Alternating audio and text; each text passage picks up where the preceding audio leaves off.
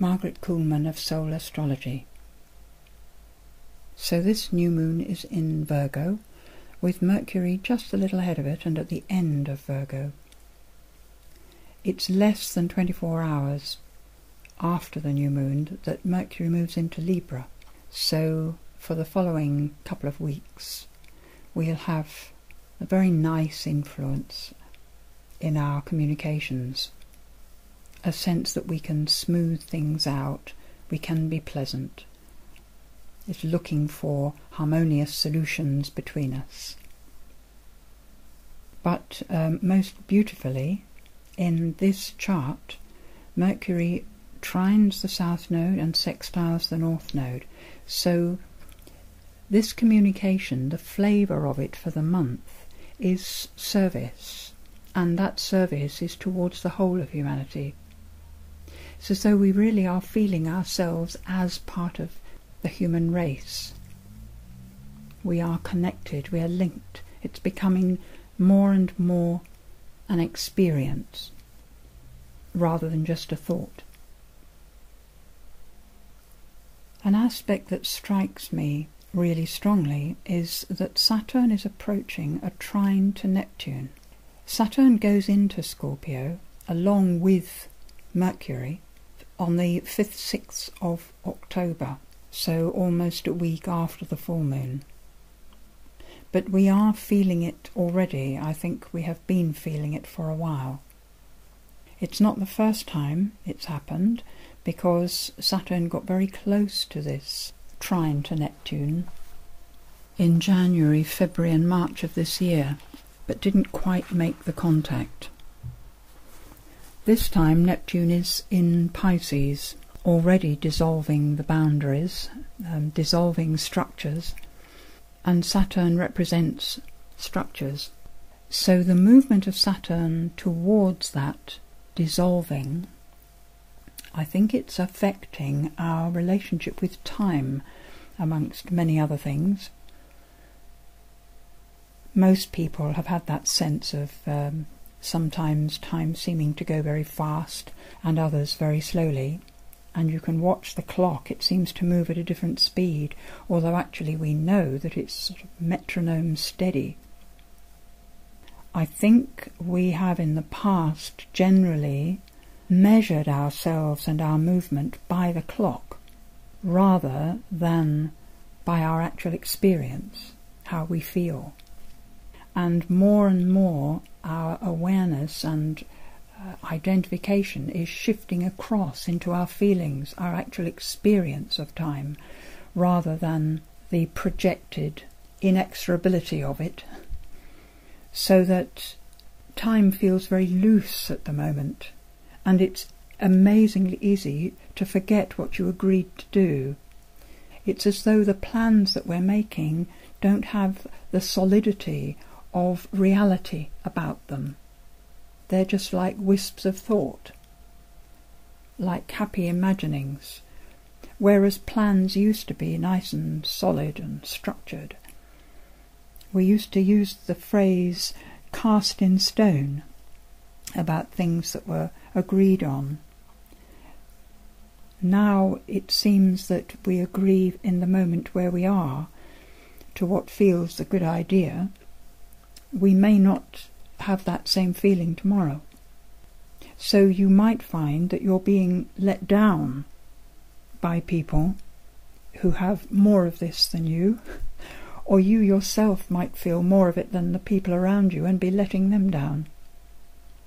Our memories have been trained to work with the structure of time, whereas intuition works more with the immediacy of the moment and what's relevant and appropriate. So I think we'd be helped a lot if we use our intuition rather than the memory. For instance, asking yourself for reminders for things that are important. It's amazing how it works to ask inside yourself, whatever aspect of yourself runs these things. Please remind me just when I need to know about that particular event, you ask. And then amazingly the idea pops into your head just when you're needing it.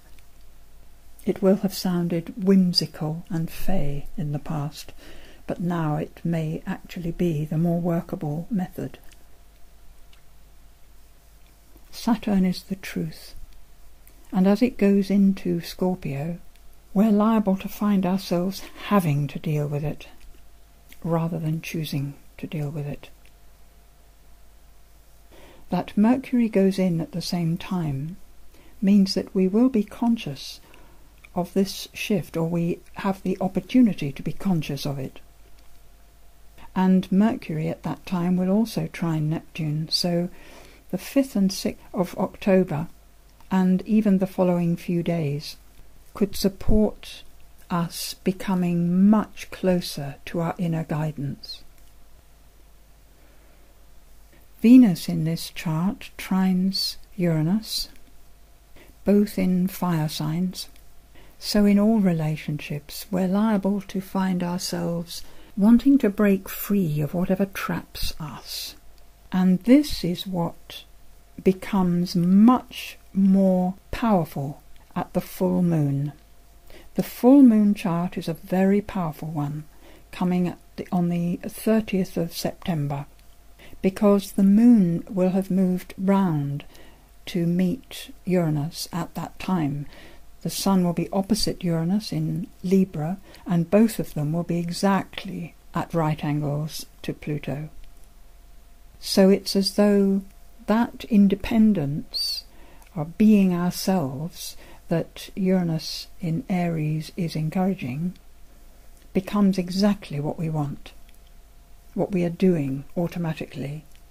And there could be such a pressure to be free that we throw out what we would actually later regret losing. So I want to put in a caution. It's possible that circumstances will be difficult for relationships at that time, and particularly at the full moon itself, in the few days around the full moon, because Mars by then will be approaching the North Node, while Venus is at right angles to it completely, exactly. So that the energy of going for the truth and having fun in relationships seem to be completely incompatible. I'm thinking it's something about the seriousness, the importance of going for the true feelings in challenging the fun that relationships can be, the warmth, the love, the gentleness, the kindness. One of the things about being honest is that one does need a measure of diplomacy in delivering it. We can only ever be as honest as we are able, because we don't know the mass of our unconscious. We can't be honest about what's unconscious in us. So to think that one is being totally truthful and totally honest is an error at any time. If we use this thought to soften our desire for the truth, we might be a little more patient and gentle with each other. These ideas and more are expanded in my New Moon letter, which you will find on my website, and you can receive automatically if you let me have your email address. The contemplation follows. In all the wide and beautiful sky, can you there find your soul? Is it to be found by searching seashore, hills, or woods? Deep in the darkest well of earth, down in your body of flesh and bone, there, in the velvet care of peace, there, curled in sleep, a tiny living pearl of light unfolds its tenderness and smiles.